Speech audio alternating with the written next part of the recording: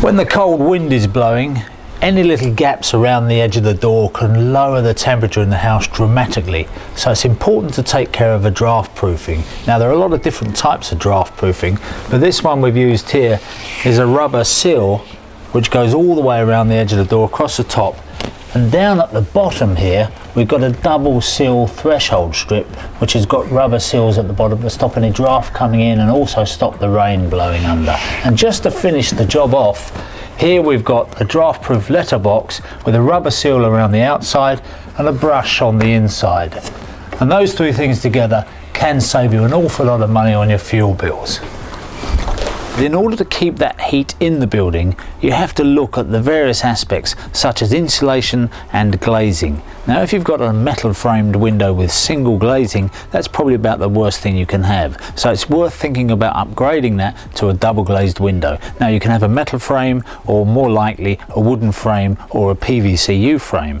But the glass now has to be low E glass, which is a special type of glass which allows the sun's rays in, so you get the benefit of heat from the sun, but it stops the heat from the building escaping. Also, modern windows have to have trickle ventilation, which allows a little bit of ventilation into the house to combat condensation and keep things healthy.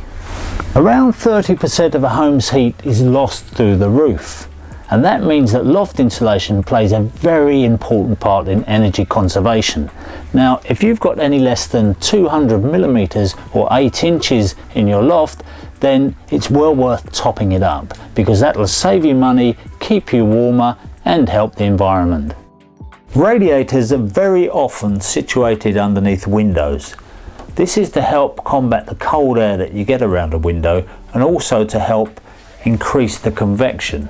Now although they're called radiators, very little heat is actually given out by radiation at the front of the radiator. The majority of heat that you get from a radiator is given out through convection. That is by cold air entering at the bottom and hot air coming out the top. And this is greatly improved by these convection fins that you now find at the back of modern radiators. But being under a window can create its own problems.